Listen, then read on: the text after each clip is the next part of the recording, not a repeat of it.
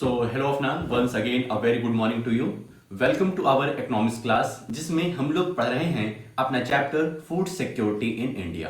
काफ़ी कुछ हम लोग को नॉलेज हो चुकी है फूड सिक्योरिटी के बारे में कि क्या होती है फूड सिक्योरिटी, किस तरीके से फूड सिक्योरिटी को इंश्योर करती है गवर्नमेंट। तो ये सब चीज़ें हम लोग देख चुके हैं। आज अपने इस चैप्टर का लास्ट वीडियो होने वाला है, क्योंकि जो भी टॉपिक बचे हुए हैं आज के अपने इस वीडियो में डिस्कस कर लिए जाएंगे। कुछ हम करेंगे और कुछ तुम्हें खुद से करना पड़ेगा, कुछ कुछ पॉइंट तुम्हें भी देंगे, खुद से पढ़ो और शाम को एक्सप्लेन करो। ठीक है, तो दोनों लोग के सहयोग से आज अपना ये चैप्टर हम लोग खत्म करेंगे। ठीक है, तो भाई साहब कंसंट्रेट हो जाइए, जो भी बचा हुआ है उसको अच्छे से कर लीजिए, क्योंकि फिर एक्सरसाइज करने में बड़ी आसानी बनेगी यदि अच्छे से समझे रहोगे तो। ठीक है, तो चलते हैं अपने पीपीटी की तरफ और देखते हैं कौन कौन से पॉइंट हमें आज कवर करने हैं भाई। ये रहा chapter number 4, food security and India. तो प्रीवियस वीडियो में हम लोगों ने कवर कर लिया था current status of public distribution system का हाफ पार्ट। तो आज फोकस रहेगा कि इसका हाफ पार्ट कंप्लीट कर लिया जाए, उसके बाद पढ़ेंगे role of cooperatives in food security. Role of cooperatives in food security. ठीक है, तो यही हमारा आज फोकस रहेगा, ये चीज समझने का।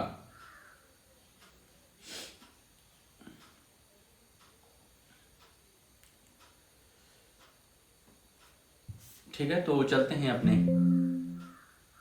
एनसीईआरटी की तरफ।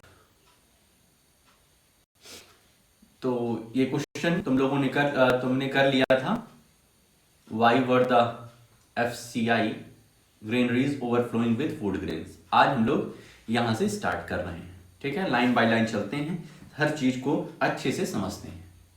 In 2014, the stock of wheat and rice with FCI, Food Corporation of India, was 65.3 million tons, which was much more than the minimum buffer norms. Current 2014 में जो वीट और राइस का प्रोडक्शन था, वीट और rice जो procure की थी FCI ने, जो किसानों से लिया था, वो 65.3 मिलियन टन था, जो कि बहुत ही ज्यादा था बफर नॉर्म्स। बफर स्टॉक क्या होता है अच्छे तरीके से समझे हैं, तो बफर नॉर्म से बहुत ही ज्यादा था, 65.3 मिलियन टन गेहूं और चावल। However, these remained consistently higher than the buffer norms। और धीरे धीरे करके जैसे जैसे वक्त बीतता गया, ये बफर नॉर्म से कई गुना ज्यादा बफर नॉर्म से कई गुना ज्यादा एफसीआई प्रोक्योर करने लग गई। किससे? किसानों से। तो ये एक दिक्कत बन रही थी। क्यों दिक्कत बन रही? देखो, the situation improved with the distribution of food grains under different schemes launched by the government. दिक्कत क्यों बन रही थी? क्योंकि भाई जब आप ज्यादा से ज्यादा अनाज किसानों से खरीद ले रहे हैं, ठीक है, खरीद रहे हैं, ठीक, अच्छा खासा प्रोडक्शन हो रहा है, लेकिन आप उसको सही तरीके से रख रखाव नहीं कर पा रहे हैं, तो क्या होगा? वो सड़ने लग जाएगा। ठीक है, यदि वो सही तरीके से डिस्ट्रीब्यूट नहीं हो पाएगा पूरे जो रिमोट एरियाज हैं या जो हमारे बैकवर्ड एरियाज हैं, वहां पर यदि वो डिस्ट्रीब्यूट नहीं हो सका, तो वो ग्रेन्स क्या हो जाएंगे? सड़ जाएंगे। तो मतलब ही क्या हुआ? पूरी तरीके से बर्बाद हो जाएगा। तो इस सिचुएशन को इंप्रूव करने के लिए गवर्नमेंट क्या की, कई सारी स्कीम में फूड ग्रेन्स को डिस्ट्रीब्यूट करवाया। जैसे हम लोगों ने पीडीएस देखा था, PDS public distribution system, revised public distribution system देखा था, और उसके बाद टारगेटेड पब्लिक डिस्ट्रीब्यूशन सिस्टम देखा, और अंत्योदय अन्न योजना देखा, अन्नपूर्णा योजना देखा। तो कई सारे स्कीम हम लोगों ने देखी थी। तो इस स्कीम के तहत गवर्नमेंट ने काफी अनाज उन रिमोट एरियाज में पहुंचाने का काम किया। There is a general consensus that high level of buffer stock of food grain is very undesirable and can be wasteful। और उस समय लोगों को समझ में आने लगा कि अगर बफर स्टॉक में हमारे ज्यादा फूड ग्रेन्स रहेंगे तो बहुत ही अनडिजायरेबल है और वो ज्यादातर बर्बाद ही होने वाला है। The storage of massive food stocks has been responsible for high carrying cost in addition to wastage and deterioration in grain quality। Freezing of MSP for a few years should be considered seriously। तो धीरे धीरे करके क्या हुआ कि जो हमारे अनाज थे, जो हमारे अन्न थे, जो ये बफर स्टॉक में रखे गए थे, वो धीरे धीरे क्या हुए? सड़ने लग गए। उनके रख रखाव में ज्यादा पैसा खर्च होने लगा। इकोनॉमी हमारी थोड़ा सा डाउन होने लगी इस मामले में। तो क्या किया गया, एमएसपी को कुछ सालों के लिए फ्रीज कर दिया गया, मिनिमम सपोर्ट प्राइस। ये मिनिमम सपोर्ट प्राइस क्या है ना, वो एक पैसा जिससे हम लोग किसानों से जो उनका सरप्लस प्रोडक्शन रहता है उसको खरीद रहे थे। गवर्नमेंट जो सरप्लस प्रोडक्शन किसान कर रहे हैं, जरूरत से ज्यादा प्रोडक्शन कर रहे हैं, तो उसको खरीद करके उनको कुछ पैसे दे देती थी, उसको कहते थे मिनिमम सपोर्ट प्राइस। और मिनिमम सपोर्ट प्राइस को हर बार गवर्नमेंट क्या करती थी, बढ़ाती थी, जिससे जितने भी किसान रहे वो मोटिवेटेड रहे ज्यादा से ज्यादा प्रोडक्शन करने के लिए। लेकिन हम ये देख रहे हैं कि प्रोडक्शन तो बहुत ज्यादा आप करने लग गए हैं। क्यों? क्योंकि उनको मोटिवेशन मिल रहा है कि अगली बार और पैसा देगी सरकार। तो इससे क्या हो रहा है, नुकसान हो रहा है देश का, क्योंकि अनाज इतने प्रोड्यूस हुए जा रहे हैं और उसका डिस्ट्रीब्यूशन सही तरीके से नहीं हो पा रहा है, उसका डिस्ट्रीब्यूशन सही तरीके से नहीं हो पा रहा है। तो सरकार के दिमाग में आया कि एमएसपी को हम लोग कुछ सालों के लिए फ्रीज कर दें, कि मिनिमम सपोर्ट प्राइस जो हम किसानों को दे रहे हैं उसको ना बढ़ाएं। ठीक है, समझ में आया? तो इससे क्या होंगे, कुछ किसान क्या करेंगे, प्रोडक्शन को अपना डाउन करेंगे। उससे जो सरप्लस प्रोडक्शन हो रहा है, बफर स्टॉक में इतनी ज्यादा भारी मात्रा में हमें दिक्कत हो रही है रख रखाव में, वो थोड़ा सा उसका कुछ सोल्यूशन मिल सकेगा। ये सरकार ने दिमाग लगाया।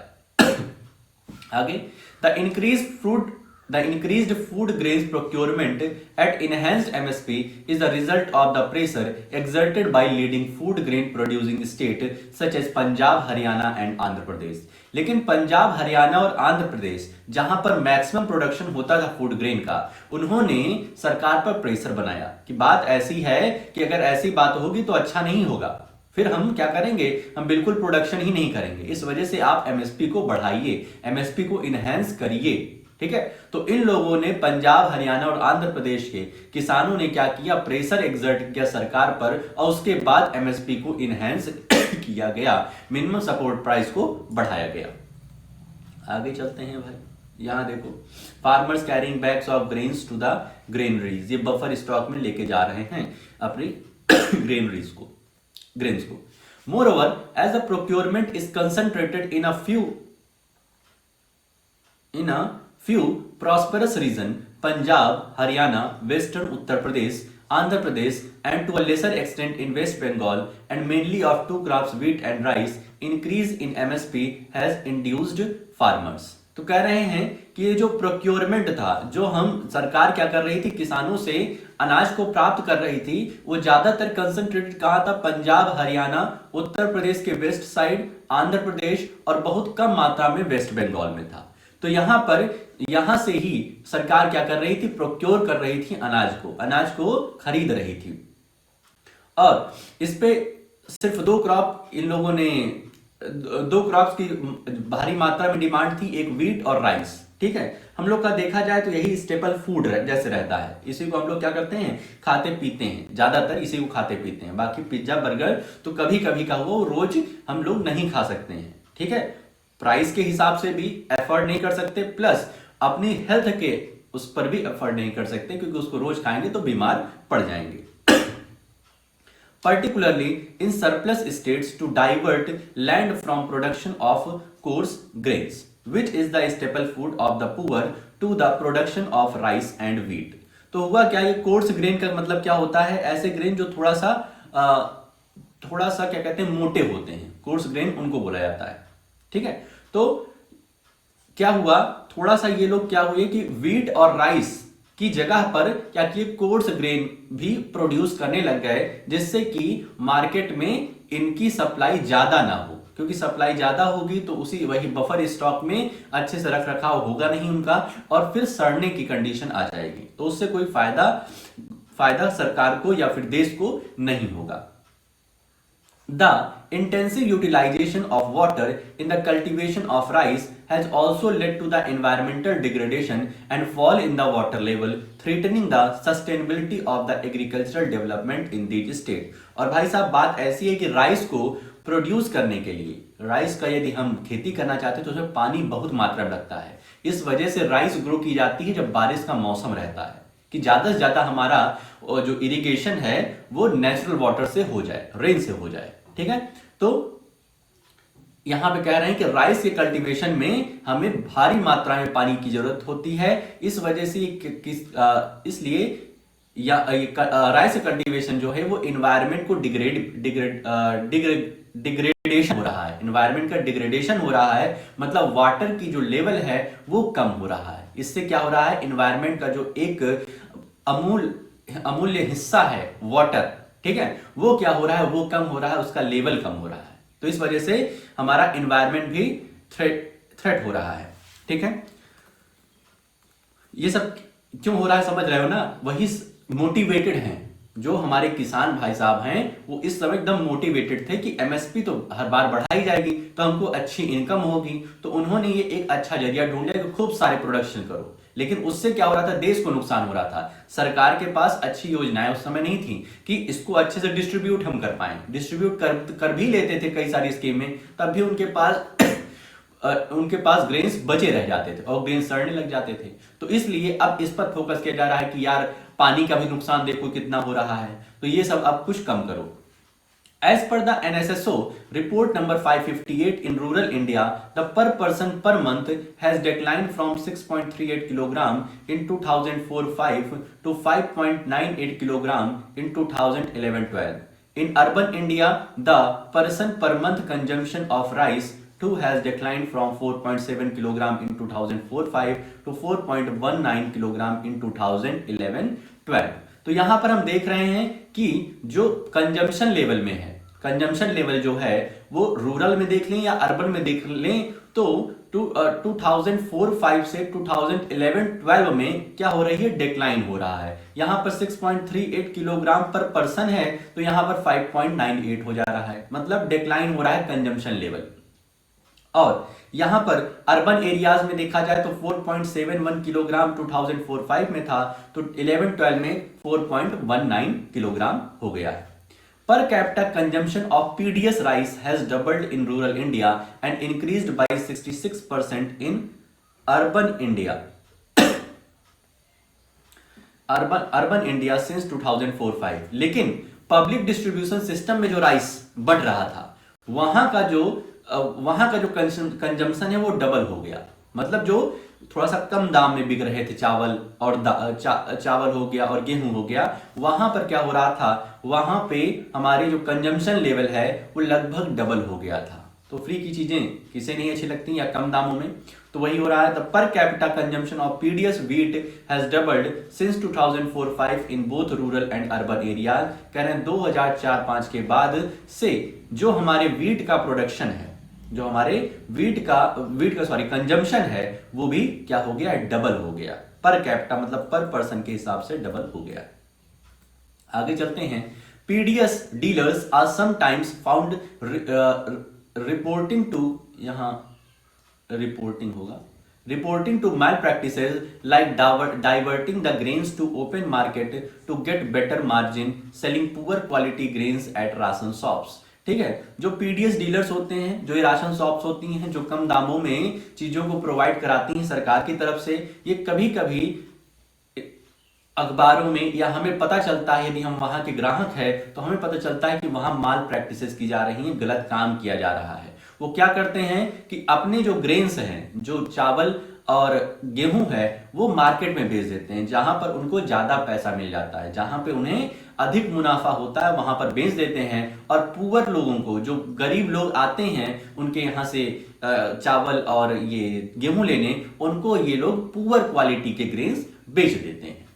Irregular opening of the shops etcetera, और कभी कभी तो दुकान ही नहीं खुलती है इन शॉप्स की, तो ये भी देखने को मिलता है। It is common to find that ration shop regularly have unsold stocks of poor quality grains left. और जो भी पुअर क्वालिटी के जो ग्रेन्स हैं उनको कोई लेना भी नहीं पसंद करेगा, तो ऐसा ये मतलब यूजुअल है कि कॉमन है कि वो जो ग्रेन्स हैं उनके पास वो बचे के बचे रह जाए। ठीक है, उसके बाद वो एक तो ऐसे ही पुअर क्वालिटी के थे और उसके बाद कोई उनको खरीदेगा नहीं, तो उनको जो प्रोडक्शन में जो कॉस्ट वगैरह लगी है वो सब बर्बाद जाएगी। This has proved to be a big problem when ration shops are unable to sell a massive stock of food grains piles up with the FCI. ठीक है, तो ये बहुत बड़ी प्रॉब्लम देखी जा रही है कि जो राशन शॉप्स हैं वो अपने फूड ग्रेन्स को बेच नहीं पा रहे हैं। ठीक है, फूड ग्रेन्स को सेल नहीं कर पा रहे हैं और ज्यादातर उनका जो प्रोडक्शन है वो क्या है, वो बचा रह जा रहा है, उसके बाद सड़ जाता है। ठीक है। तो उसके पीछे कई सारे रीजन हैं कि गुड क्वालिटी के जो ग्रेन्स हैं वो बेच दे रहे हैं वो लोग मार्केट में, खराब खराब ग्रेन्स रख रहे हैं तो वो बच जाएंगे ही, ठीक है। और भी कई सारे रीजंस हैं। In recent years there is another factor that has led to the decline of PDS, ठीक है। पब्लिक डिस्ट्रीब्यूशन सिस्टम में डिक्लाइन करने का जो वो क्या कहते हैं एक वो आया, एक सीजन आया, डिक्लाइन होने का सीजन जो है वो क्यों आया, एक रीजन यहां पर बता रहे हैं।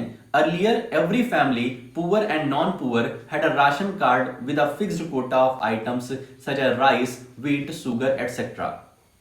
कह रहे हैं पहले के समय में क्या होता था, पीडीएस में डिक्लाइन क्यों आया, तो कह रहे हैं पहले के समय में होता था कि चाहे वो पुअर हो चाहे वो नॉन पुअर, ठीक है, चाहे पुअर हो चाहे नॉन पुअर हो, उनके पास जो राशन कार्ड होता था उससे फिक्स्ड कोटा के उनको सामान मिल जाते थे। एक फिक्स्ड कोटा रहता था कि आप इतने सामान ले सकते हैं, राइस, व्हीट, शुगर ले सकते हैं। These were sold at the same low price to every family. The three types of cards and the range of prices that you see today did not exist. और पहले के समय में होता था कि जो कार्ड होता था वो सबके पास सेम वाला कार्ड रहता था, लेकिन जो आज है 3 टाइप्स ऑफ कार्ड है, ठीक है। अंत्योदय कार्ड है, एक बिलो पावर्टी लाइन कार्ड है, एक एबव पावर्टी लाइन कार्ड है। तो ये जो तीन कार्ड हैं पहले के जमाने में नहीं होते थे। तो इस वजह से अब पीडीएस का जो पीडीएस क्या हुई है, डिक्लाइन होना शुरू कर दी गई है।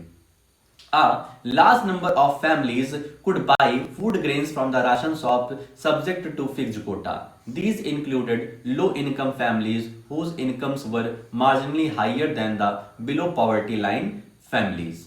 Now, with TPDS, Target Public Distribution System of 3 different prices, any family above the poverty line gets very little discount at the ration shop.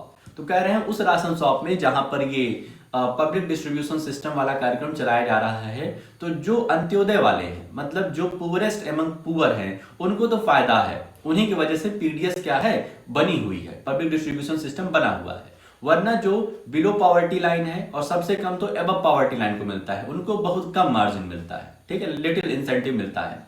तो इस वजह से पब्लिक डिस्ट्रीब्यूशन सिस्टम में डिक्लाइन देखने को मिला। The price for APL, the price for APL family is almost as high as open market price. कह रहे हैं APL के लिए, above poverty line के लिए उनका जो प्राइस है उनके ग्रेन्स का वो कुछ ही कम है, थोड़ा बहुत ही कम है। So there is little incentive for them to buy these items from the ration shop. तो उनको बहुत कम ही इंसेंटिव मिलता है कि वो इन राशन शॉप से सामान खरीदें, ठीक है। और ज्यादातर लोग प्रीफर करते हैं कि मार्केट से जाकर के ले लें, क्या मतलब वहां पे लाइन लगाएंगे और ज्यादा फायदा भी नहीं मिलेगा। फिर आता है अपना last topic, role of cooperatives in food security. Cooperatives मतलब क्या होता है कि एक समान उद्देश्य के लिए, एक समान हमारा लक्ष्य है और हम लोग साथ में काम कर रहे हैं, तो हमारी क्या कहलाएगी, एक ऐसी संस्था जो सहकारी होगी। सहकारी मतलब एक उद्देश्य के लिए हम लोग मिलकर के काम करेंगे। तो role of cooperatives in food security, तो बहुत सारी ऐसी संस्था हैं जो काम करती हैं कि फूड सिक्योरिटी इंश्योर रहे, फूड सिक्योर रहे हमारा country. The cooperatives are also playing an important role in food security in India, especially in the southern and western part of the country. कह रहे हैं cooperatives का भी बहुत अहम रोल है हमारे इंडिया को फूड सिक्योरिटी इंश्योर कराने के लिए, और स्पेशली सदर्न और वेस्टर्न पार्ट का जो इंडिया है, इन कंट्री का मतलब अपनी कंट्री का वेस्टर्न और सदर्न पार्ट है, ये ज्यादातर योगदान करती हैं कि हमारा कंट्री फूड सिक्योर रहे। अब देखते हैं कौन कौन सी कोऑपरेटिव सोसाइटी हैं। The cooperative societies set up shops to sell low priced goods to poor people. For example, out of all fair price shops running in Tamil Nadu around 94% are being run by the cooperatives. कह रहे हैं cooperatives का काम क्या होता है, जो poor people हैं उनको गुड्स को, उनको जो भी सामान है उनको लो प्राइस पे सेल करें। और तमिलनाडु में कह रहे हैं 94% जो शॉप्स है वो रन करती है इन कोऑपरेटिव सोसाइटीज के द्वारा, ठीक है। और कोऑपरेटिव सोसाइटीज क्या काम करेंगी, जो पुअर रहेंगे उनको कम दाम में चीजें provide कराएंगी। In Delhi, Mother Dairy is making strides in provision of milk and vegetables to the consumers at controlled rate decided by the government of Delhi. Mother Dairy भी एक कोऑपरेटिव सोसाइटी के तरीके से है जो कि मिल्क और vegetable को प्रोवाइड कराती है बहुत कम दामों में और इसे कंट्रोल करती है government of Delhi. Amul is another success story of cooperative in milk and milk product from Gujarat. और जो अमूल दूध पीता है, इंडिया एड काफी चलता है, तो ये गुजरात की कंपनी है, गुजरात की एक कोऑपरेटिव है जो कि क्या करती है, मिल्क और मिल्क प्रोडक्ट बेचती है. It has brought about the white revolution in the country. इसके आने से दूध की उत्पादकता बहुत ही ज्यादा बढ़ गई इंडिया में. ठीक है, तो व्हाइट रेवोल्यूशन लाने का इसने काम किया था in the country. These are few example of many more cooperative running in different parts of the country ensuring food security of different sections of society. तो इस तरीके से हजारों लाखों हमारे पास कोऑपरेटिव्स हैं जो कि हमारे इंडिया को फूड सिक्योर करते हैं. हजारों लाखों अगर नहीं होंगे तब भी, लाखों नहीं तो तब भी हजारों तो कोऑपरेटिव्स होंगे ही.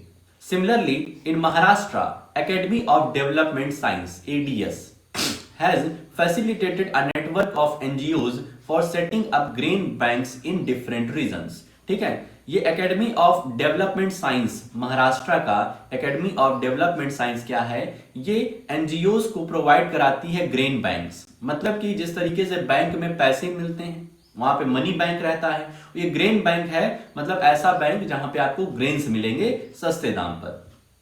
ADS organizes training and capacity building programs on food security for NGOs. NGOs के लिए ये कुछ प्रोग्राम भी चलाती है कि किस तरीके से हम अपने फूड को सिक्योर, फूड को किस तरीके से हम लोग इंश्योर कर सकते हैं कि सभी तक पहुंच जाएं, और उसकी सेफ्टी, उसके लिए इन लोग ट्रेनिंग वगैरह भी देते हैं एनजीओज को. Grain banks are now slowly taking shape in different parts of the Maharashtra. और धीरे धीरे करके पूरे महाराष्ट्र में ये ग्रेन बैंक्स का काम फैल रहा है. ADS Academy of Development Science efforts to set up grain banks to facilitate replication through other NGOs and to influence the government's policy on food security are thus paying rich dividends. The ADS Grain Bank program is acknowledged as a successful and innovative food security intervention. और ये जो ADS का Academy of Development Science का ये जो grain bank का काम है, ये बहुत ही अच्छा है. ये लोगों को कम दामों में चीजें ग्रेन्स प्रोवाइड करा रही है और इससे अपने इंडिया की फूड सिक्योरिटी बहुत ही अच्छी तरीके से इंश्योर हो रही है. ठीक है, तो इस तरीके से हमारा चैप्टर होता है खत्म. अब यहाँ पे समरी है प्लस बीच में एक आध जो पॉइंट वगैरह हैं उसको तुम रीड कर लेना, और जितनी भी चीजें आज हमने पढ़ाई है, ठीक है, उतनी की एक बार रीडिंग कर लेना, और जिससे कि शाम को एक्सप्लेनेशन बहुत ही अच्छे तरीके से दे पाओ. ठीक है, समझ में आ गया क्या काम है. समरी खुद से रीड करना है, उसको पढ़ो, समझो और शाम को बताओ, प्लस जितना आज हमने पढ़ाया है उसकी भी एक बार रीडिंग कर लेना. जो भी चीजें नहीं समझ में आए उसको पूछ लेना, नहीं तो फिर पूरी की पूरी एक समरी हमें दे देना. ठीक है, तो आज के लिए अपने इस वीडियो में हम लोग इतना ही रखते हैं. मिलते हैं नेक्स्ट वीडियो में. ओके.